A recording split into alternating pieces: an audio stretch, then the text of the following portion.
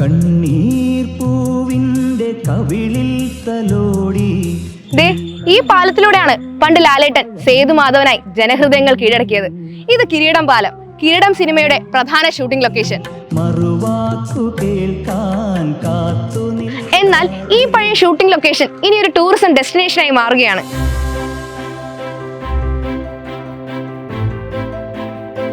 കേരളത്തിലെ ആദ്യ cinema tourism പദ്ധതിയുടെ ഭാഗമാവുകയാണ് വെള്ളായണി. രാജ്യത്ത് ആദ്യമായാണ് ഒരു സംസ്ഥാനം സിനിമാ ടൂറിസം പദ്ധതിക്ക് തുടക്കം കുറിക്കുന്നത്. തിരുവനന്തപുരത്തുകാർക്ക് സുപരിചിതമാണ് വെള്ളായണിയിലെ കിരീടം പാലവും തൊട്ടടുത്തുള്ള തിലകൻ റോഡും. സിനിമാ ടൂറിസം യാഥാർത്ഥ്യമാകുന്നതോടെ മലയാള സിനിമയുടെ നാൾവഴികൾ ചരിത്രത്തിന്റെ കൂടെ ഭാഗമാക്കുകയാണ് കേരള സർക്കാർ.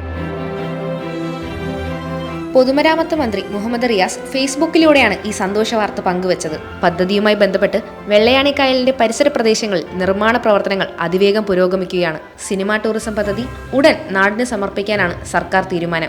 സംസ്ഥാനത്തെ മറ്റു പ്രധാന സിനിമാ ലൊക്കേഷനുകളും സിനിമാ ടൂറിസത്തിന്റെ ഭാഗമാക്കാനുള്ള ചർച്ചകളും നടന്നു വരികയാണ്. ഇതിലൂടെ നമ്മുടെ കേരളത്തിന്റെ ദൃശ്യമനോഹാരിത ലോകത്തെ ഏതു ഭാഷയിലുള്ള സിനിമാക്കാർക്കും ഷൂട്ട് ചെയ്യാൻ കൂടുതൽ അവസരങ്ങൾ ഉണ്ടാകും. കേരളത്തെ ഒരു ടൂറിസ്റ്റ് ഡെസ്റ്റിനേഷൻ എന്നതിലുപരി ഒരു സിനിമാ ലൊക്കേഷനായും ലോകത്തിനു മുമ്പാകെ അവതരിപ്പിക്കാനുള്ള ചർച്ചകളും പ്രത്യേക മാർക്കറ്റിംഗ് ആരംഭിക്കാനും സർക്കാർ പദ്ധതിയിടുന്നുണ്ട്.